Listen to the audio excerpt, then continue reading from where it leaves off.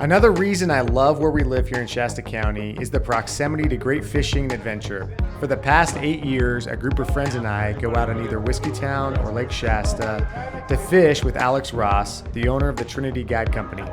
The trip here, we are fishing for kokanee salmon at Lake Shasta, which are typically found around 60 plus feet. Alex is awesome. He has over 20 years experience guiding and deckhanding along the entire coast of California.